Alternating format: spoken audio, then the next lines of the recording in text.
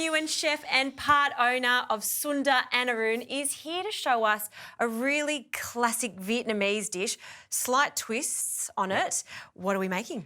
We're doing fish caramelised in a clay pot. Oh, yum. So it's one of my mum's recipes. So It's got to be good then. Yeah, it's I'll put my own little spin on it as well. So we'll get straight into it. Yes, yes. So we'll start rendering the pork lard. So it's just pork fat that's been diced. And we're just going to start it in a cold pan, straight in. And we're just going to let that slowly cook. As it cooks, the fat's going to render out and then it's going to get nice and crispy. And this is a crucial point when it comes to making these delicious, crackling, crispy pieces of pork. If that pan's piping hot when you put that in, it's going to seal it on the outside, but it won't become crispy on the centre. So slowly nice bring and the heat slow, up. It's a bit of patience in this. And then we're going to start the caramel. So sugar goes in a clay pot. Again, we're going to start in a cold pan. So we're going to start on low, just until the sugar melts. And then once the sugar melts, we'll turn it up and it will boil and then it will turn into a nice caramel. Nice. And I'll just get you to chop some shallots. Okay. Just chunky, so about 1/2 centimetre, 1 centimetre piece. Yep. Doesn't matter too much. Okay. And then I'm going to just slice this ginger into nice thin julienne pieces. This is a dish that my mum used to cook at home back when I lived in Sydney. And I wasn't a huge fan of it until I moved away. And then I just wanted some comfort food. And yeah, I decided to learn to cook it myself. Called my mum up the other day, told her I was cooking it. And she told me to use salmon, which I've never used before. And you can see that this has been cut in a cutlet. So this is the style of it, where you get the best of everything. The fish is still on the bone. You get the fatty part down the bottom, slightly leaner, and this fish is going to hold its shape. It's going to hold its shape, yeah. And so why do you start the caramel on a low heat and bring that up too? So just so the sugar melts first before it starts to boil. Otherwise, it will just burn and then the sugar's not melted and it's really hard to cook it like that. So it's starting to melt a bit, starting to caramelise around the sides. So we're going to dust the fish now in rice flour. And I've noticed that you've put salt, pepper on it already. And why do you do that? So the salt penetrates the fish, so it's seasoned the whole way through. And it also brings out the moisture, which helps the rice flour coat to it. So we're just going to pour it over and we're just going to coat both sides. So as the fish fries, you're going to get that nice, beautiful crust on it. And that crust will soak in that beautiful caramel. So and it's going to be so delicious. Yeah, you can see how much liquid comes out. Yeah. Very nice. And I've got a bowl here. Did you want me to combine the shallots and garlic? Yep, let's combine all that. Chilli and ginger. All right, so the lard's rendering away here. Going to give the caramel another stir.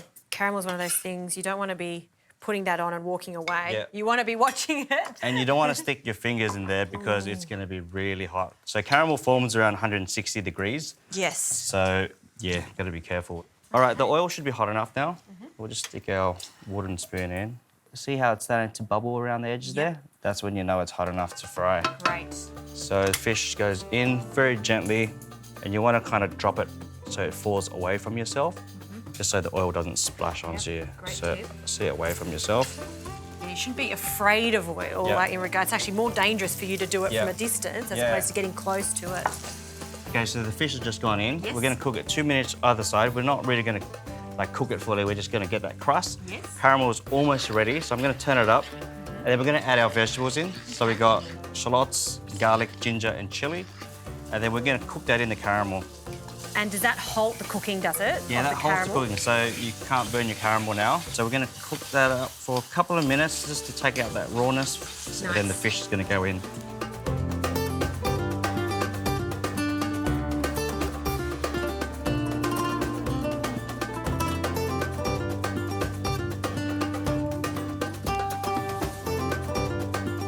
Okay, so we're going to add the coconut water in now. Okay. So just in slowly.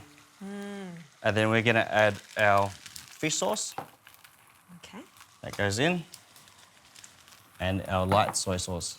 So, I mean, that you don't even need salt because there's that saltiness from the fish sauce and the soy right there. That's right. So we've got crushed peppercorns, about 2 teaspoons. Quite coarse, I see. Quite coarse, I love pepper. And we've got native pepperberry, which is an indigenous ingredient. It's got a nice aroma to it. Yeah, it's very nice. Oh, I love pepperberry. And I noticed with your cooking, you use a lot of Australian ingredients. that's Everything right. from emu, kangaroo to native spices and berries and dried spices. Fantastic. All right, so we're gonna wait for this to come to the boil and then we're gonna add our fish in. Cook it for 15 minutes, flip it around, then we're gonna take the lid off and reduce it. Ooh, this is going to be tasty. Definitely.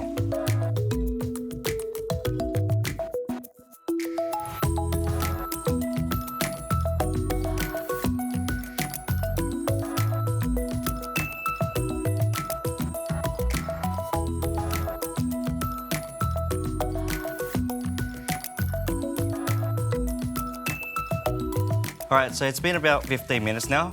We're gonna flip the fish and then we're gonna put the lid back on. We're gonna cook it for another 15 minutes. And then after that, we're gonna take it out, turn it up and just reduce it so the caramel gets nice and sticky.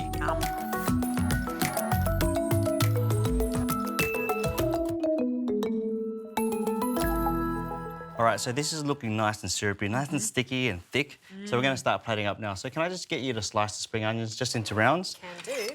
And you serve it in the clay pot because it just stays, looks so great. Yeah, and it stays nice and hot as well. This is essentially, it's a braised fish. Yeah, it is a braised fish. So I'm just gonna spoon the crispy pork lard over the top of it. So you want the fat as well. That just adds a layer of richness to the dish. So you got your thick, rich caramel and then you've got the fat coating your tongue as you eat it. Bit of pepper over the top, because I love pepper. Bit of native pepperberry. Got the spring onions that you sliced over the top. And then just some fried shallots over the top to finish. Some extra crunchiness. Let's have a taste, shall we? Yes, please. Yeah, so we're just gonna cut into it. Yum. So on the rice, we're gonna dress it with a bit of that caramel. And if you've got a bigger clay pot, you could add many more fillets to this, so it's a real family affair. And if you don't have a clay pot, this will definitely work in a heavy-based casserole dish. Yeah, a cast iron pan, yeah, it works. Fantastic. All right, so you want to go first and have a taste? Right. Tell me what you think. Let's wait for it to cool. It's going to be piping hot still. Yeah. Bit of rice, caramel. It's like everything you want in a braised dish like this.